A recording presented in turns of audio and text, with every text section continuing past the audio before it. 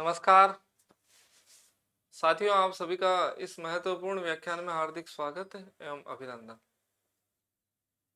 साथियों, आज का विषय है राजस्थान लोक सेवा आयोग के माध्यम से सहायक प्रोफेसर हिंदी की जो भर्ती प्रक्रिया है उसके संदर्भ में हिंदी विषय के अभ्यर्थियों के प्रथम चरण के साक्षात्कार संपन्न हो चुके हैं।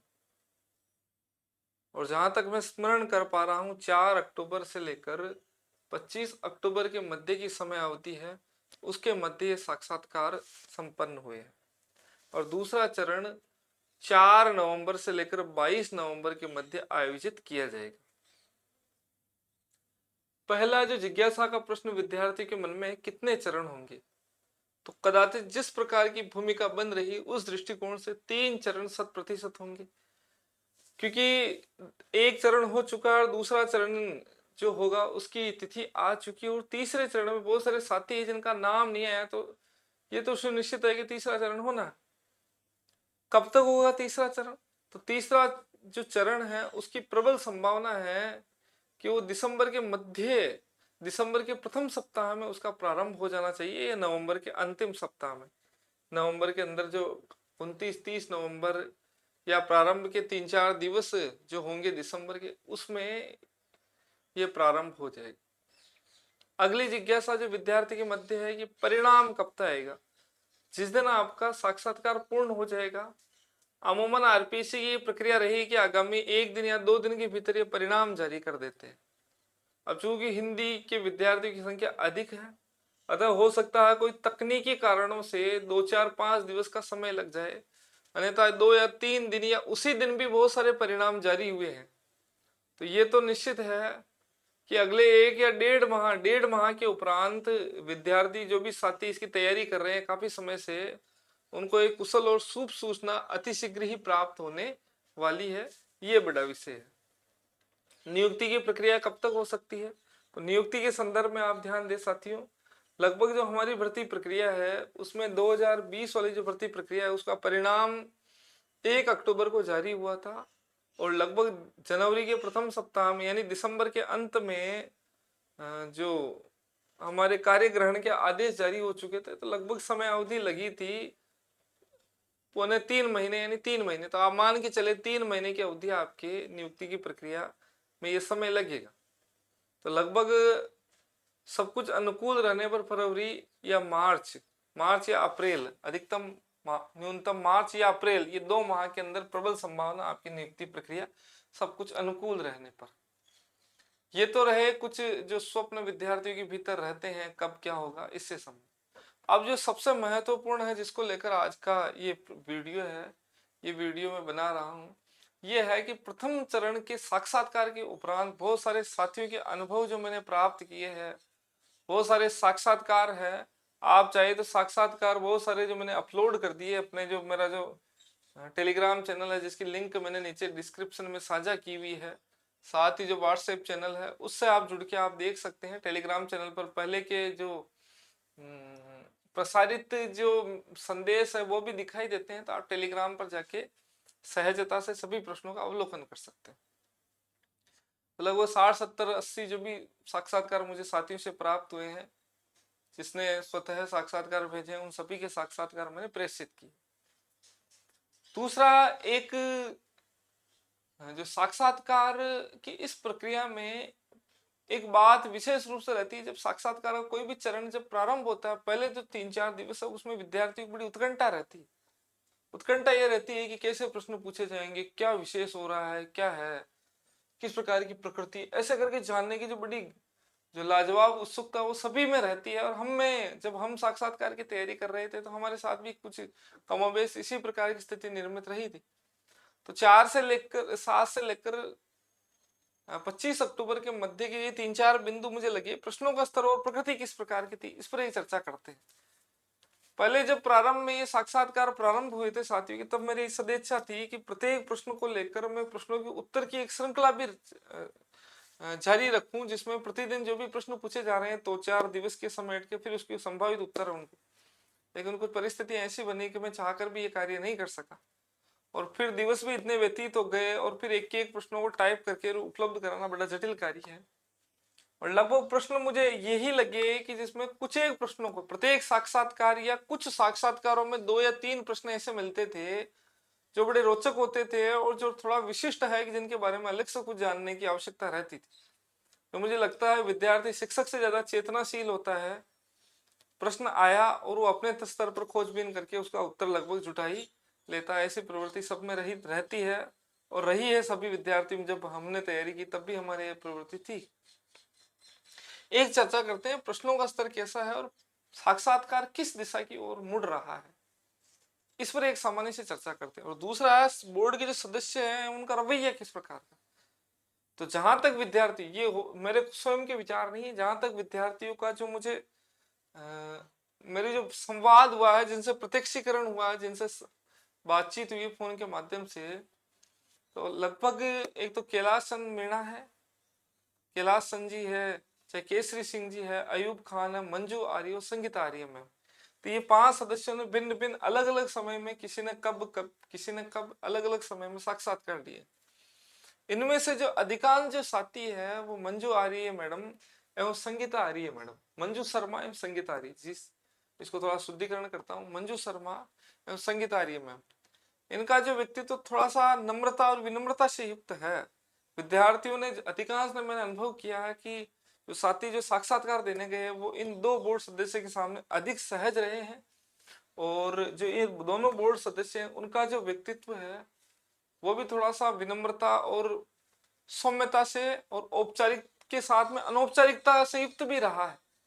जैसा मैडम ने पूछे हैं कि आपकी साड़ी बड़ी अच्छी लग रही है, ऐसे प्रश्न भी पूछे हैं, बड़े सुंदर लग रहे हो आप, आपका व्यक्तित्व काफी प्रभावशाली है, बहुत अच्छा बताया बेटा, शाबाश, क्या करते हो, ऐसा ऐसे टीका टिप्पणी भी प्राप्त हुई है। और इन दोनों के संदर्भ में ये भी है कि सामान्य ज्ञान को थोड़ा सा कम इन्होंने पूछा है और जो विशेषज्ञ है उनसे अधिक प्रश्न पूछवाने का प्रयास इनका रहा है, ऐसा विद्यार्थियों से मैंने सुना। हो सकता है कि जिनसे मैंने सुना हो उनके साथ ऐसा हुआ हो, यह भी हो सकता है कि जिन विद्यार्थियों से मेरा साथियों से संवाद नहीं हुआ और उनके अनुभव है वो अच्छे अनुभव नहीं रहे वो दोनों सदस्यों के सामने, ये भी एक संभावना हो सकती है। पर कुछ विद्यार्थियों के जो नमूने जिनके माध्यम से मैंने एक निष्कर्ष निकाला, इस आधार पर मैं कह रहा हूं कि संगीता आर्य मैम और मंजू शर्मा, इनसे विद्यार्थी कमोबेश लगभग संतुष्ट नजर आए हैं। और प्रश्नों का स्तर है वो सामान्य ज्ञान का स्तर भी थोड़ा सा सामान्य लगभग ठीक है, उतना गहराई नहीं थी, ठीक ठाक उन्होंने प्रश्न पूछे। ऐसा आगे है कि अयूब खान सर है, चाहे केसरी सिंह जी है, चाहे कैलाश चंद जी मीणा है, तीनों का थोड़ा स्तर है वो थोड़ा हल्का सा जटिलता से युक्त है। जैसे अयूब खान सर है तो ये कुछ जो साथियों ने मैं बातचीत की है उन्होंने काफी लंबा खींच लिया है। यहाँ तक कि ऐसा भी सुना है कि एक कागज पर प्रश्न भी लिख के लाए हैं, उनसे लगातार प्रश्नोत्तरी पूछ रहे हैं। यहाँ तक कि इन सदस्यों में ऐसा भी है कि वो जो अन्य जो बोर्ड जो विशेषज्ञ हैं उन विशेषज्ञों को कम बोलने दिया गया और ये सबसे अधिक बोले हैं और इन्होंने ही सबसे अधिक प्रश्न पूछे। किसी विद्यार्थी से भूगोल के जो प्रश्न पूछे हैं वो चर्चा चलती ही रही है, प्रश्नोत्तरी चलती रही है। सामान्य ज्ञान के प्रश्नों को लेकर भी इतनी चर्चा इन तीनों सदस्यों ने कर ली कि वो चर्चा वो चलती रही है और विशेषज्ञों के पास में 2-3 प्रश्न पूछने के अलावा विकल्प नहीं रहे। हिंदी के भी प्रश्न खूब सारे पूछे हैं इन्होंने। तो ऐसा करके इन्होंने अपना प्रभुत्व दिखाने का प्रयास तो किया है और हो सकता है नए सदस्य नियुक्त होने से जितना मंजू मैडम और संगीता मैडम को अनुभव है, थोड़ा अनुभव कमोबेश उनकी तुलना में थोड़ा कम रहा है, तो अधिकाधिक इन्होंने वर्चस्व रूप में इनका देखा गया है कि अधिक समय इन्होंने व्यतीत किया है। बाकी ये भी है साथियों कि इन 5 सदस्यों में एक ये भी विषय निकल के आया है, जो राजकीय कर्मचारी है उन राजकीय कर्मचारी जो प्रश्नोत्तरी थोड़ी गहराई से अधिक हुई है, जो राजकीय कर्मचारी और पूर्व से भी राजकीय सेवा में कार्यरत है, जिनकी आयु थोड़ी ज्यादा हो चुकी है, पहले से ही राजकीय सेवा में कार्यरत है, तो उनसे इन्होंने गहराई से प्रश्न पूछे हैं। और कुछ साथियों ने जो राजकीय सेवा में कार्यरत है जिनसे मेरी बातचीत हुई, उन्होंने ये भी कहा है कि थोड़ा उलझाने करने का प्रयास भी उनका रहा है। जितनी सैर देता है वो जो सैर देता जितनी सैर देता है वो जो कम आयु के विद्यार्थी या बेरोजगार जो विद्यार्थी उनको प्राप्त हुई इतनी नहीं हो पाई, ये मैं हालांकि मैं धारणाएं नहीं बना रहा हूँ। आप ऐसा नहीं सोचे कि पहले से इसी धारणा बना ले और उसका गलत जो कुत्सित प्रभाव वो आपके मन मस्तिष्क पर पड़े। तो वो तो पहले ही मैंने कहा था कि जो कुछ हद तक जो राजकीय सेवा में कार्यरत है, जिनकी 8-10 साल की राजकीय सेवा है, तो उनसे वो प्रश्न पूछते हैं, फिर पूछते जाते हैं। और जो कम आयु के विद्यार्थी हैं जो पीएचडी वगैरह कर रहे हैं, तो उनके प्रति का भाव, और जो अभी ताजा ताजा अध्ययन करके आए हैं, तो उनके प्रति थोड़ा सा लगाव हल्का फुल्का रहता है। बेटा बेटी शाबाश, बहुत अच्छे उत्तर दिया आपने, बहुत अच्छी साड़ी पहनी है, बहुत सुंदर लग रहे हैं आप, आपका प्रस्तुतिकरण लाजवाब है, खाने में आपको क्या क्या पसंद है, क्या आपने बनाया है, ऐसे ऐसे प्रश्न भी पूछे गए हैं। एक दो अनुभव ऐसे भी रहे हैं जिसके अंतर्गत एक साथी है जो एक बता रहे थे कि वो बार बार पूछे जा रहे थे, आप धीरे क्यों बोल रहे हो, आप धीरे क्यों बोल रहे हो, आप तेज बोलो ना बेटा, आपको डर क्यों लग रहा है, ऐसे ऐसे भी कथन निकल के आए हैं। या ऐसा भी पूछा गया है कि थोड़ा सा अंतराल सा उत्पन्न हो गया था साथियों, और बार बार ये पूछा जा रहा है कि बेटा आप धीरे क्यों बोल रहे हो, थोड़ा तेज बोलो ना, आवाज नहीं आ रही है आपकी, आप डर क्यों रहे हो, आप पानी पीजिए पानी पीजिए। और जब वो साथी से मैंने अनुभव पूछा तो वो खुद कह रहे थे कि मेरे से पूर्व के जो 3-4 साक्षात्कार करता है उनसे लगातार इसी प्रकार से वो बार बार ये कहे जा रहे थे, क्यों बोल रहे हो, तेज बोलो ना, ऐसे ऐसे। ये अनुभव भी देखने को मिले हैं, थोड़ा तेज बोलो, धीरे क्यों बोल रहे हो, ऐसे ऐसे अनुभव भी विद्यार्थियों ने व्यक्त किए हैं। एक ये भी चर्चा चली, जैसे 8 विद्यार्थियों की साक्षात्कार है एक पारी में और 3 विद्यार्थी अनुपस्थित है, क्योंकि उनकी डायरी पहले पहुंच जाती है, उनको पता है कि 5 साक्षात्कार लेने हैं और उनके निकट है लगभग 3 घंटे, तो उस स्थिति में प्रत्येक विद्यार्थी से लगभग आधे आधे घंटे तक भी बातचीत हुई है, 35 मिनट तक भी चर्चा चल गई है। ये भी एक अनुभव देखने को मिला। एक अनुभव ये भी देखने मिला कि श्यामपट्ट कार्य पर किसी को भेजा गया है तो पूरा जो साक्षात्कार है वो श्यामपट्ट कार्य में ही व्यतीत हो गए, बार बार हर कुछ ये पढ़ो वो पढ़ो ऐसे करके 3-4 बार। किसी विद्यार्थी के साथ ऐसा भी हुआ है कि उस विद्यार्थी को कुर्सी पर बैठा दिया गया, वापस आके बैठिए, ये पढ़ाइए, वापस आ रहा जा रहा, ऐसे करके 3-4 बार उसने श्यामपट्ट कार्य वो किया, ऐसी भी स्थिति मिली। किसी विद्यार्थी के साथ में ऐसा भी है कि उसने कुछ पढ़ाया, फिर ये मिटा दीजिए, आप ये पढ़ाइए, आप विखंडनवाद पढ़ाइए, उस विखंडनवाद को मिटाने के बाद में ऐसा कीजिए, आप छंद पढ़ाइए, छंद मिटाने के बाद में अलंकार पढ़ाइए। ऐसे मन में जो भी उपज रही है विषय वस्तु उसके अनुरूप उन्होंने प्रश्नोत्तरी की है। तो श्याम पटकारी की ये अनुभव भी देखने को मिला। एक साथी वो बता रहे थे कि एक बोर्ड सदस्य है, वो पूरे साक्षात्कार में जब वो प्रवेश किया तब प्रवेश करने के उपरांत उससे पूछा कि आपके बाद में कितने शेष है, जो एक शेष है, और फिर उसके बाद में वो निद्रा निकालने लगे और वो बता रहे थे कि पूरे साक्षात्कार में वो नींद निकालते ही रहे। पूरे साक्षात्कार में उन्होंने नींद निकाला, जब साक्षात्कार समाप्त हुआ वो कुर्सी पर अपना सिर टिका के नींद निकाले। ऐसा भी प्रसंग किसी साथी ने साझा किया, तो ये चीजें भी देखने को मिली।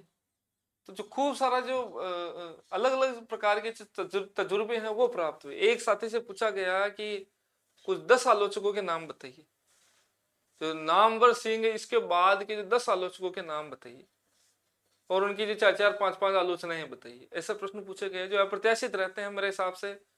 एकदम से वो आप नामवर सिंह के बाद के 10 आलोचकों के नाम पूछ रहे हैं, यद्यपि 4-5-6 एकदम से तत्काल उनकी वो विचार है उद्भूत हो जाते हैं, पर एकदम से ये आक्रमण जैसा लगता है कि 10 पूछ लेना। एक से पूछा गया कि छायावाद आपका प्रिय है, तो उससे ये भी पूछा गया कि छायावाद में जो 4 कवि है उनकी 10-10 कविताओं के नाम बताइए। आपका प्रिय तो 10-10 कविताएं बताइए दोनों चारों। हालांकि हो सकता है कि आप थोड़ा मस्तिष्क पर जोर डालेंगे तो आपको 7-8, फिर उन्होंने जैसे जयशंकर प्रसाद की झरना आंसू लहर का मायने कुछ ऐसा बोलने का प्रयास किया सहज होकर, तो उन्होंने बताया ये तो काव्य संग्रह, आप कविताओं के नाम बताइए। थोड़ा सा आप प्रयास करेंगे तो 4-5 रचनाएं हैं वो तो आपको कविता याद आ जाएगी। थोड़ा सा आप स्थिर प्रज्ञ रख के अगर कुछ सेकंड आप दीजिए तो कम से कम, और कुछ नहीं तो 4-5 जो कविताएं वो हम विद्यार्थी जीवन में हमने पढ़ा है, चाहे हमने जो विषय वस्तु पढ़ी उसी में ही इर्द गिर्द में हमने 4-5-6 जो कविताएं वो आराम से हम याद कर सकते हैं, पर आवश्यकता थोड़ी स्थिर प्रज्ञता की। ये भी प्रश्न पूछे गए। तो कहने का आशय ये है साथियों कि बहुत मिले जुले जो खट्टे मीठे अनुभव। और ये ऐसा भी नहीं है कि प्रथम बार ऐसा हुआ, हर बार ऐसा होता है। पिछली बार के जब साक्षात्कार थे तब भी ऐसे अनुभव निकल के आए थे। हो सकता है कि आप साथी साक्षात्कार दे रहे हैं, इस बार तो आपको लग रहा है कि आपके विलक्षण और विचित्र हो रहा है। जब हमने साक्षात्कार दिया था तब भी ऐसा ही विशेष था। उससे पूर्व के प्रति कि जो साक्षात्कार आयोजित हुआ तब भी ऐसे ही विशिष्ट था। ऐसा अलग और विशिष्ट कुछ भी नहीं है, जो था वो चली आ रही प्रक्रियाओं का ही परिणाम है, कुछ भी इसमें विशेष नहीं है। हाँ, ये बात अलग है कि जो विशेषज्ञ हैं, जो बोर्ड के सदस्य हैं, उनका जो व्यक्तित्व वो कुछ हद तक साक्षात्कार की प्रक्रियाओं में बदलाव कर देता है। कुछ हो सकता है जो साथी हैं, जो बोर्ड के सदस्य हैं, वो हो सकता है उनका व्यक्तित्व थोड़ा भिन्न प्रकार, जो विज्ञान के पृष्ठभूमि में है तो विज्ञान के प्रश्नों को अधिक कर रहे हैं, जो प्रशासनिक दृष्टि से प्रशासनिक प्रश्नों को अधिक कर रहे हैं। ऐसे भी प्रश्न पूछे गए हैं कि 12 जो अपने हिंदी माह है, 12 माह, उसके आप नाम लिख के बताइए। हिंदी की जो संख्या है, हिंदी क्रम संख्या है देवनागरी लिपि में, उसको लिख के बताइए। वर्णमाला लिख के पढ़ाइए हमें विद्यार्थी मानते हुए, ये भी प्रश्नोत्तरी भी है। जो अपने 12 मास है और 6 ऋतुओं में अपना कालचक्र विभक्त है, 12 महीने को, आप ये लिख के बताइए कि किस 2 माह में एक ऋतु आती है, किस 2 माह की एक ऋतु निर्धारित है। ऐसे भी प्रश्नोत्तरी हुई है। तो कहने का आशय ये है साथियों कि ये जो कुछ प्रश्न तो ऐसे मैंने बताए हैं जो थोड़ी विलक्षणता से युक्त है, जिसमें कोई विशेषता नहीं है।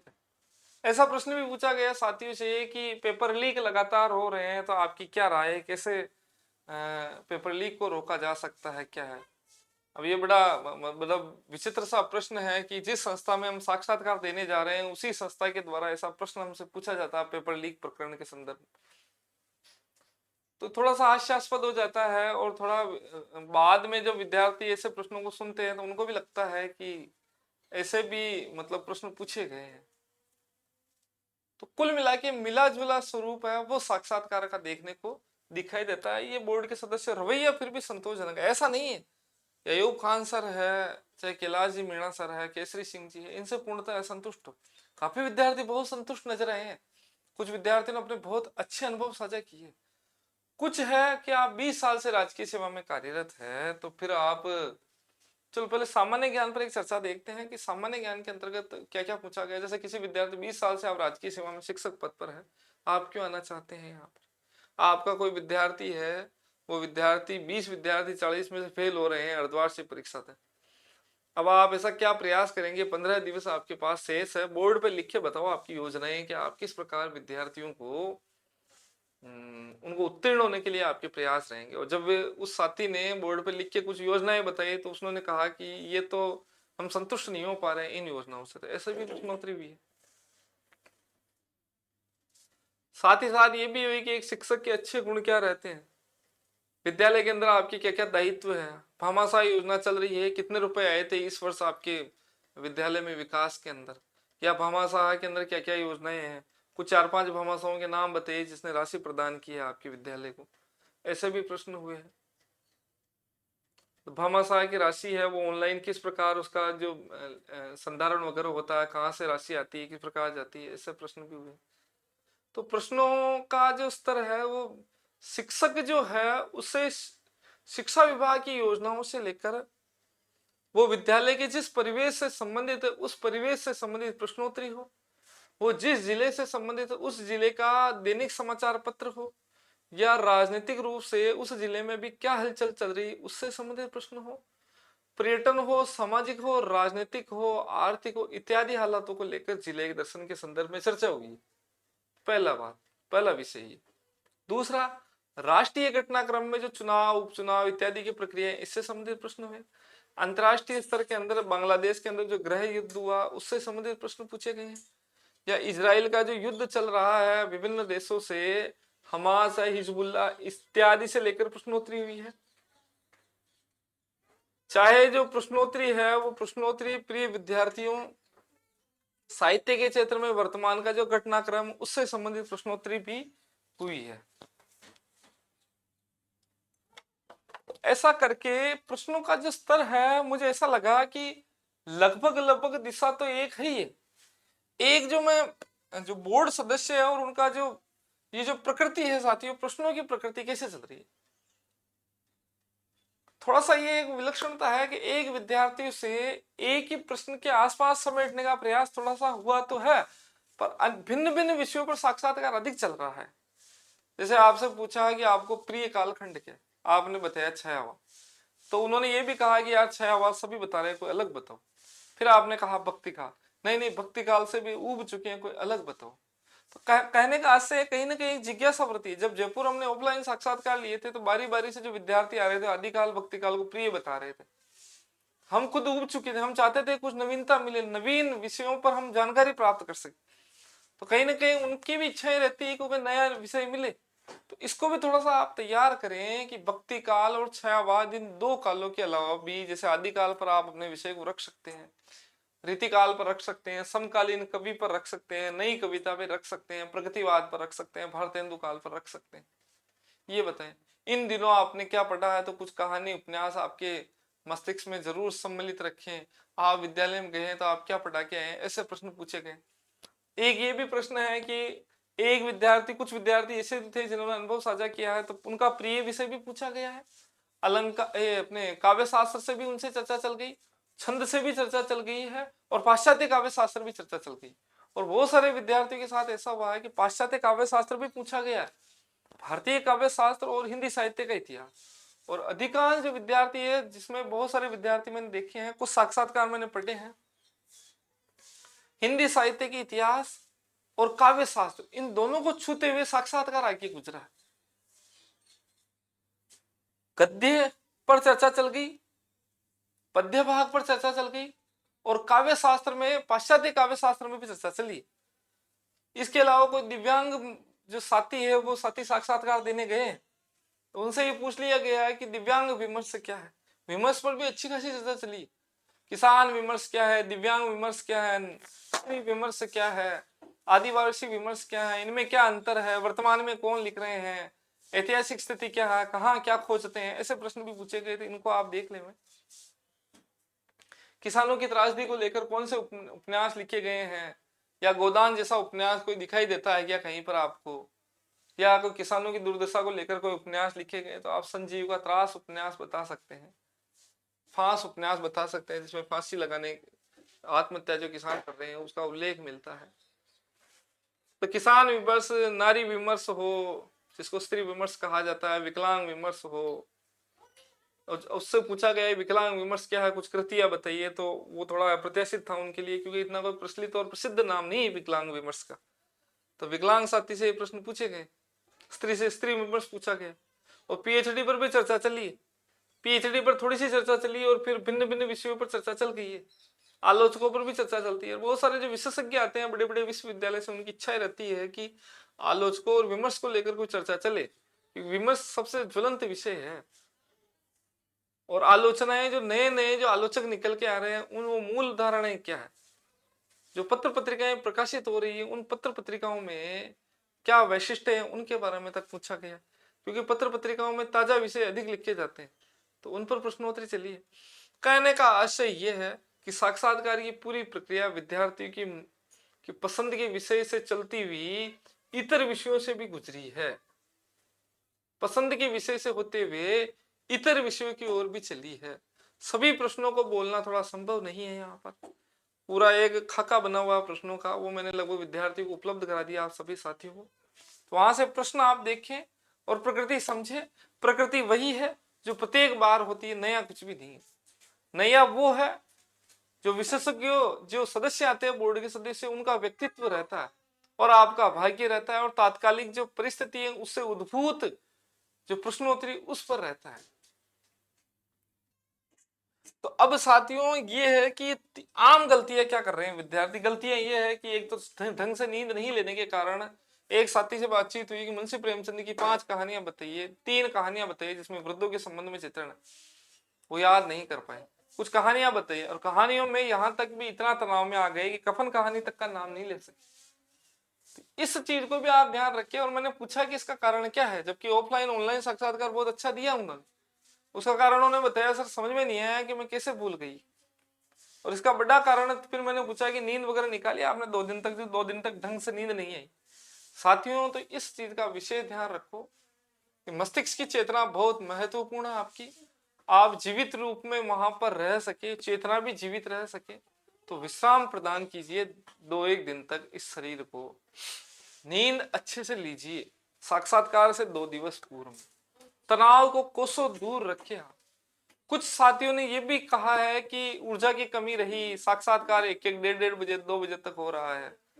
कुछ खाने पीने की स्थिति, खाने पीने की भी कमी रह गई है। तो मैंने आपको पहले भी कुछ मैंने जो सावधानी वाले व्याख्यान डाले उसमें स्पष्टता आपको बताया था कि साथियों, आप अपनी ऊर्जा को पहले से ही सुरक्षित करें।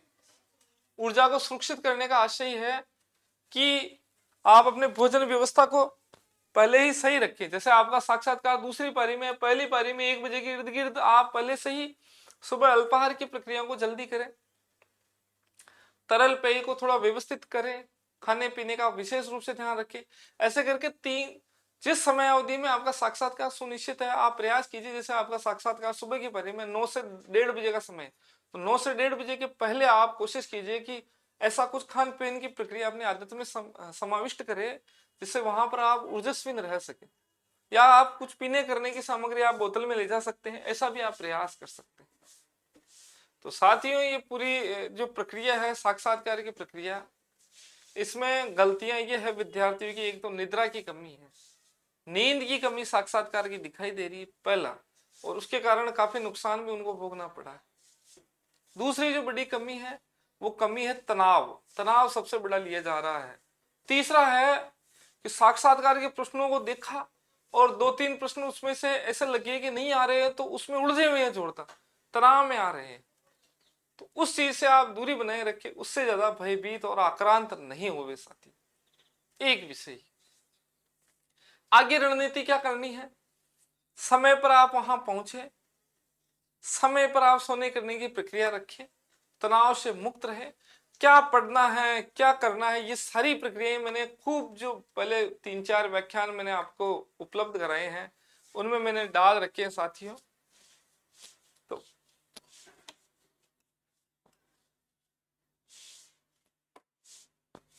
तो पहले भी मैंने आपको अवगत कराए हैं, तो उसके माध्यम से आप देख सकते हैं, उसमें स्पष्टतः है मैंने बताया हुआ है कि क्या क्या जो आपको पढ़ना है, क्या छोड़ना है। अब आपको रणनीति किस प्रकार रखनी है, अब आपको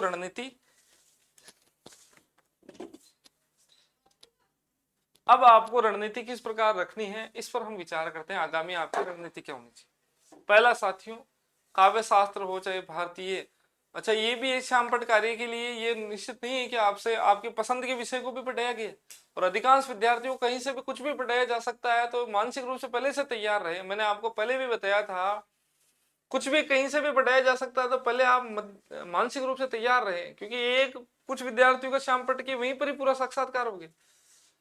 तो इसके लिए भी आपको सज्ज रहना पड़ेगा, तैयार रहना पड़ेगा मानसिक रूप से। अब आगे विद्यार्थियों, अब आगे आगामी रणनीति किस प्रकार रखी जा सकती है, इस पर विवेचना करते हैं। पहला तो साथियों, जिनके साक्षात्कार 4 नवंबर और 4 से लेकर 6-7 नवंबर तक है, वो कोशिश करें कि एक बार पाठ्यक्रम को सरसरी निगाहों से आप निकल जाएं, पूरा पाठ्यक्रम सरसरी निगाहों से देख लें, थोड़ी थोड़ी विषय वस्तु आपको जानकारी में हो। एक तो ये प्रयास कीजिए, सभी विद्यार्थियों के लिए है। आपके जो पसंद के विषय है उनको बहुत अच्छे से आप तैयार कर लें। जो आपका पसंद का विषय है उसको बहुत अच्छे से आप तैयार कर लें, उस पर थोड़ा गांभीर्य रखें।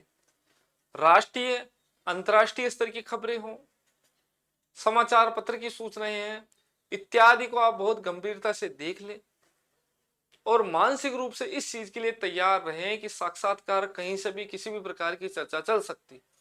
और पसंद के विषयों में भी ये ध्यान रखें, हो सकता है आपसे पसंद पूछी जाए, एक पसंद आपने बता दी और दूसरी पसंद के लिए वो कहें कि नहीं ये नहीं, फिर तीसरी पसंद के लिए कुछ कहें, तो आप 3-3 पसंद तक तैयार रखें। बाकी प्रिय कवि, प्रिय कालखंड, प्रिय लेखक, गद्य में क्या पसंद है, काव्य शास्त्र में क्या पसंद है, पद्य और पाश्चात्य काव्य शास्त्र में पसंद क्या, ऐसे प्रश्न तो लगभग पूछे गए हैं। पर विलक्षण ये है कि सामान्य जानकारी, जो फौरी जानकारी है, फौरी जानकारी आप आवश्यक रूप से रखें। साहित्य के संदर्भ में, काव्य शास्त्र के संदर्भ में विमर्श को अच्छे से देख ले, साहित्य में भी जो वर्तमान जो ताजा घटनाक्रम उसको अच्छे से देख ले, तनाव से मुक्त रहे, हर्षित रहें, प्रफुल्लित रहें, निद्रा अच्छे से लीजिए साथियों, मनोबल अच्छे से रहिए। साक्षात्कार में अगर 1 2 3 4 प्रश्न भी आपको नहीं आता है तो कोशिश कीजिए अगले अच्छे प्रश्न के लिए आप तैयार रहें मानसिक रूप से। कुछ विद्यार्थी ऐसे भी हैं जिन्होंने बताया कि मेरे को 4-5 प्रश्न नहीं है, अंत में 3-4 प्रश्न मैंने बहुत अच्छे से बताए, और उसके बाद में जब वो विद्यार्थी निकल रहे थे दरवाजे के निकट तो ऐसा कहा कि बच्चे ने उत्तर तो अच्छे दिए। ऐसे टिप्पणियां भी प्राप्त हुई है कि, और ऐसे भी टिप्पणियां प्राप्त हुई कि उत्तर तो ठीक दिए बच्चे ने, ऐसे भी बोला, और ठीक है ऐसे शब्द भी बोले हैं, अच्छा है बेटा अच्छे उत्तर दिया आपने, ऐसा भी बोला है। तो ऐसी टिक्का टिप्पणियां भी प्राप्त हुई है, और ऐसे विद्यार्थियों को प्राप्त हुई है जिनके 4-5 प्रश्नों के उत्तर वो प्रारंभ में नहीं दे सके। इसलिए ये ध्यान रखिए कि आप प्रत्येक परिस्थिति के लिए तैयार रहें। शुरू के 3 प्रश्न नहीं आते हैं, चौथे प्रश्न के लिए आप मानसिक रूप से मजबूत रहें। नया प्रश्न एक नए जीवन को लेकर आता है, तो नए प्रश्न में नए संकल्प के साथ में आप तैयार रहें। पहले से आप हताश हो, निराश नहीं हो, अपने मनोबल को गिराए नहीं, क्योंकि ऐसे विद्यार्थी भी हैं जो शुरू के 4-5 प्रश्न नहीं है और तनाव में चले गए। तो तनाव से पूर्णतः दूर रहें।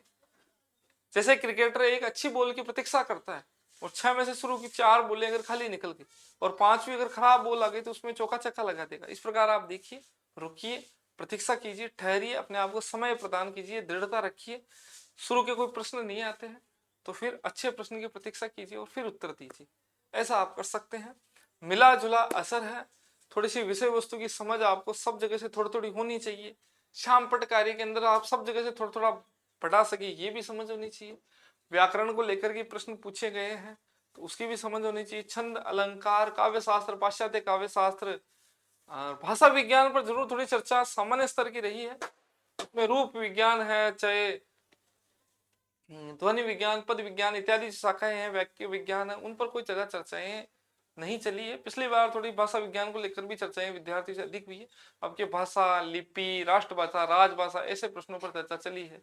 आदिकाल क्या है, आदिकाल के प्रिय कवि आपके क्या है, रासो क्या है, रासो की क्या कमियां हैं, रासो में क्या प्रमाणिकता, अप्रामाणिकता, कमोबेश जो प्रश्न है वही है जो चले आ रहे हैं। जो विद्यार्थी अपने साक्षात्कार का पाठ्यक्रम चल रहा है साथियों, उससे आप जुड़ना चाहे तो जुड़ सकते हो। बहुत अच्छा पाठ्यक्रम है, अच्छा लाभ आपको प्राप्त हो सकता है। उसमें सभी प्रश्नों पर पूरे पाठ्यक्रम को थोड़ा थोड़ा करते हुए बहुत अच्छे से समेटने का प्रयास किया गया है।